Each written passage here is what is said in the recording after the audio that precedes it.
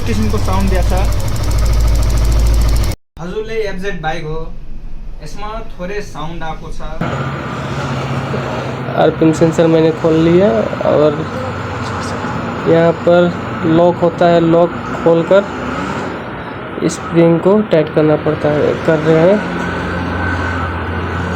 देखिए लॉक निकल गया है। स्प्रिंग को थोड़ा सा खींचेंगे और लगा देंगे और ये बूस्ट को लगा देंगे।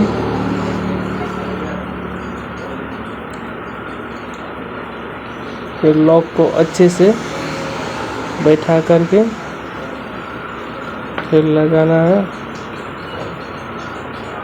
लग चुका है,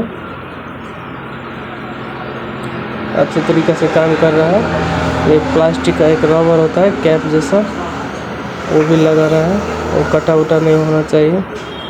फिर फिटिंग करते हैं।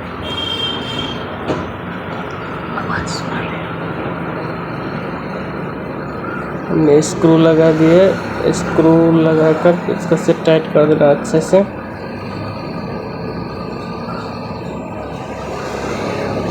टाइट हो चुका है।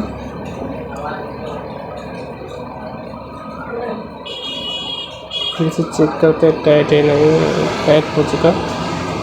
अब नीचे वाला हॉर्स पाइप आवाज कम भयो छैन, अहिले आवाज ठिकै छ।